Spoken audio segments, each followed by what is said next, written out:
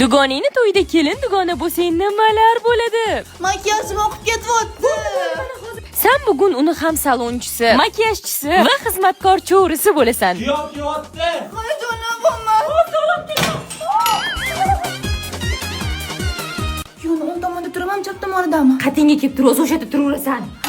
Hech nimani bilmasang ham bir amallab kelinni olib yurishing kerak. Siz yaxshilab qarab turing. Birinchi marta kelin bo'lishida hech nimani bilmaydi. Opa, men ham hech narsani bilmayman. Yaxshi tomoni fotosessiyaga ketayotganda seni birinchilardan bo'lib oldiga o'tkazib ketishadi. Sizlarni kim olib ketadi? To'yi boshidan oxirigacha mana shu jin urgur kelin qo'ynini sudrab yurasan. To'yxonada qornim og'rib qolsa nima qilaman? Hali to'y payti chiqib ketgan bitta ham kelinni ko'rmadim. Demak, hamma bir xil ish qiladi. Kamiga kelinni hamma sendan so'raydi. Kelin qani? Qizim qani? Kelin, kuyov bir-biri bilan ovora. Mana bitta kuyovning o'rtoqlari kelin dugonalarini o'rash bilan ovora.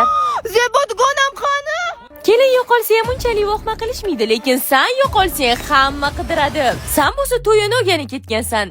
Zebo qayerda yuribsan? To'yinaga bo'lajak chaqaloqinglar uchun kolyaska olishga keldim.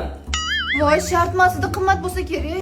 Yo'q, unaqa emas. Uni o'zim marketda eng arzon narx kafolati bilan buyurtma qildim. Rostdan boshqa onlayn do'konlarga qaraganda ancha arzonroq. Eng maza joyi to'yxonaga borganda dugoningni istalgan pulga sotasan. 1 million bo'ladimi?